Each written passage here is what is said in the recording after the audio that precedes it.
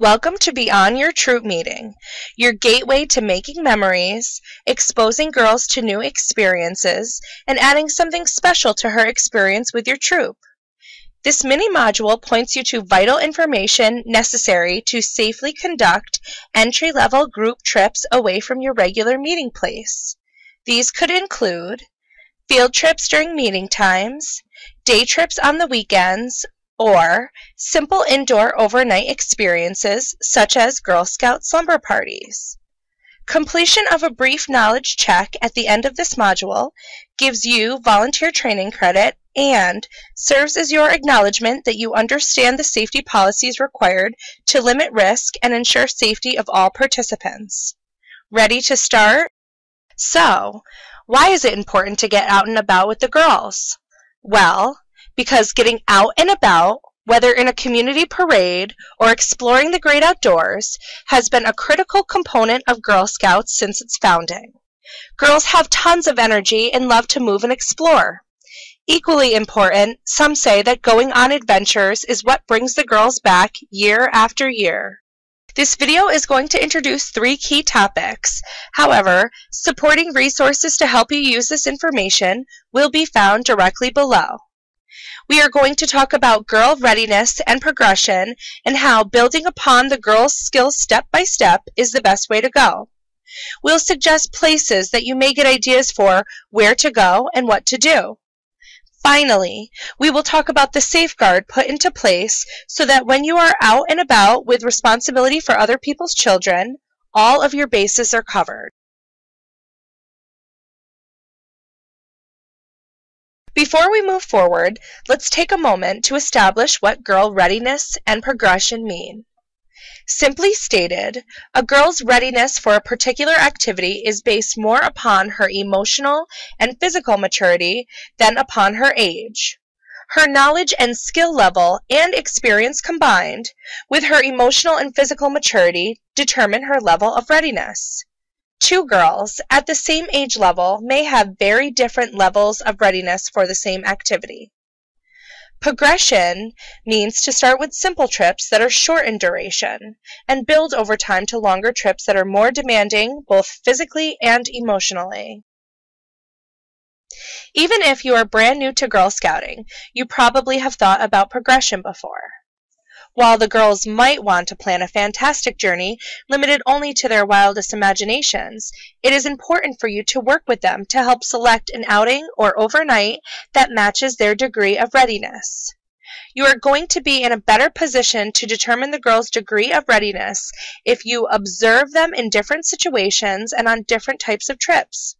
Start with small trips and work your way up before you take them away from home for the night or the weekend. It is wiser to start with a field trip to a local business or organization during your regular meeting time. For example, when working on a financial literacy badge, you could visit a locally owned ice cream shop where the owner discusses the principles of small business ownership, gives you a demonstration of how ice cream is made, and concludes the visit with a tasty treat. Generally, these types of trips are no more than 2 hours in duration and gives an indication of how girls behave in public and ride in the car together. Day trips on the weekend afternoon could look something like attending an event such as a Juliette Gordon-Low birthday celebration, or perhaps a day-use visit to the Girl Scout camp to work on an ecology badge.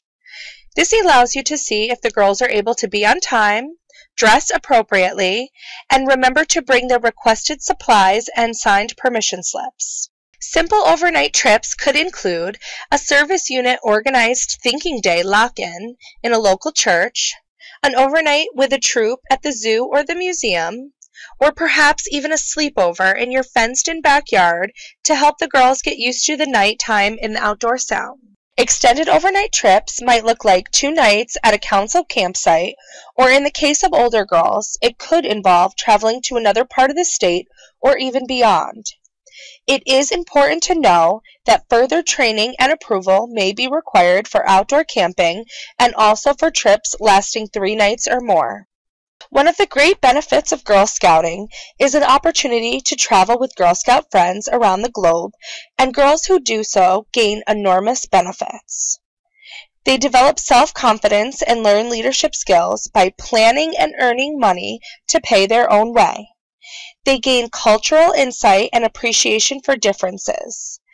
As girls mature in Girl Scouting, many consider travel one of the most exciting aspects of their membership.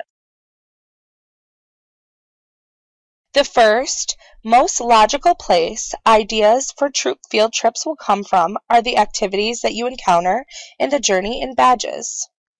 As an example, the goals of this journey meeting session is for girls to explore how caring for animals is like caring for themselves. You could follow the meeting activities exactly as written in the guide, but you could decide that a field trip to a local vet with an animal care talk and demonstration would just as easily fulfill the goal. This is what makes journeys customizable. As long as what you do achieves the goal, you are good to go. Some badges just naturally lend themselves to a day trip setting to a camp, nature preserve, or the zoo, while others take a little more creativity to see where a field trip might work in. It would be easy enough to accomplish this badge requirements in a meeting place if you had access to a kitchen. But where else could you go, and who else could you meet that would be able to guide the girls through a demonstration and hands-on learning by doing style of making a simple snack? Council-sponsored events found in our GS Adventures and programs offered directly through our community partners could keep you occupied every weekend of every month. Be sure to check out our website for the list of Journey partners and other program resources. Another possible source of activities beyond your troop meeting is involvement with community service. In fact, every journey wraps up with what we call a take action project, so chances are good something like this is in your future. Likewise, many service units are known for hosting events for all of the Girl Scouts in their community. You may be invited to participate in a service unit dance, workshop, swimming party, cook-off, or lock-in. The possibilities are endless. One of the most important responsibilities of every adult volunteer is to facilitate a safe experience for every girl. And because Girl Scouts of Northeastern New York takes this seriously, we are going to take a little time to emphasize the important things you need to know. You will find the Volunteer Essential Handbook is one of the most valuable tools for responsible leadership. The safety activity checkpoints should be consulted prior to planning any outing or overnight. Likewise, GSNENY, Volunteer Policies and Procedures, give additional guidelines. Our policies and procedures are in place to help ensure that everything that should be considered is considered. As a real-life example, activities away from your regular meeting place, especially for an overnight, need extra adult supervision. By consulting the girl-to-adult ratio chart found in the Volunteer Essentials, you can be sure to include the right number of chaperones. While looking at the chart, let's take a moment to go over some important points. You can see in the example given that a regular Brownie troop meeting requires 2 unrelated adults for the first 20 girls. However, that number goes up to 4 adults required when you get out and about. Here are 2 other key things. All adults on an outing should be aware of the plans and informed of their roles. Your troop parents and other adults can serve as chaperones, drivers, etc. Just make sure they know and adhere to the Girl Scout safety procedures. Additionally, anyone supervising girls or driving girls other than their own in a troop capacity must be Girl Scout members and have cleared the volunteer application background check. No exceptions.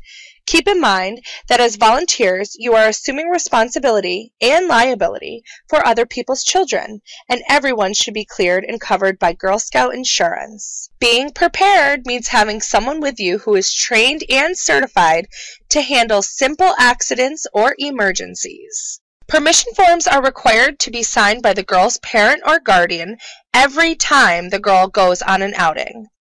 The parent receives the permission form with the details of the event filled out on the top. The parent keeps the top half of the form so they know what is happening, when, where, and with whom. The parent returns the bottom half of the form signed and filled out, signifying their permission for their daughter to attend. An intent to travel form must be completed by the troop leader and reviewed and signed by the service unit manager when the troop's activity matches the following descriptions. The activity is more than 50 miles from the regular meeting place. The activity is considered an adventure activity. Please see safety activity checkpoints for adventure activities. The activity is an overnight. If the activity is less than 50 miles from the regular meeting place, troop leaders need to notify service unit managers by email. All international travel must be approved by GSNENY. Going camping? GSNENY has 5 camps. Camp Ashota in East Greenbush, Hidden Lake Camp is in Lake George, Woodhaven is located in Galway, and Meadowbrook is in Queensbury. Finally, there is Lake Clear at Saranac Lake.